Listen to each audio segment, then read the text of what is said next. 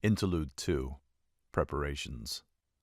Tekyvo, 250 kilometers northeast of Moscow, Russia.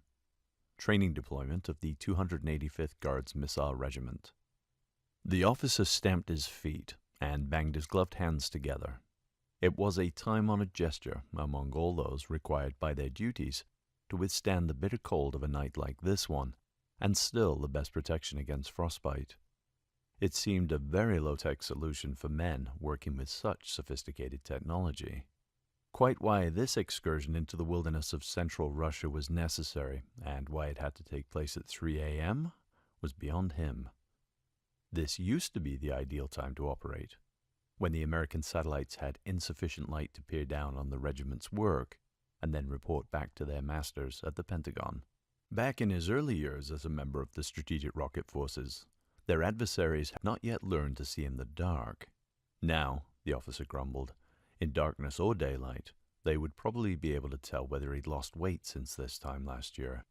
His men, perhaps even less willing than their veteran commander to be awake at this ungodly hour, were running busily around the rough forest clearing, whether through a diligent application to the urgency of their work or simply to keep warm, he wasn't sure. Their complement of 9 RT-2PM2 Topol-M missiles, known in the West as SS-17s, represented some of the most powerful in the Russian arsenal.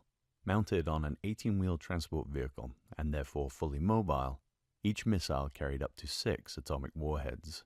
Capable of detaching from the body of the missile as it re-entered the atmosphere, each warhead could be independently targeted. As far as he knew, and unless strategic priorities had changed yet again, his missiles were destined for the eastern seaboard of the United States. Missile number 7, which was next in line for inspection, would dispatch its warheads to fall in a carefully planned pattern on either side of the Charles River, which ran through the center of Boston. In a war scenario, the kind which knotted his guts whenever he considered it, his warheads would obliterate MIT, Harvard, Boston University, all of the bridges across the Charles, Fenway Stadium, Logan Airport, and everything in between.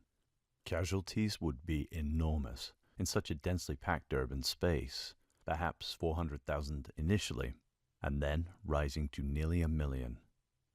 This particular green monster was being hauled into firing position, levered up from the horizontal to the vertical, as their practice run reached its peak.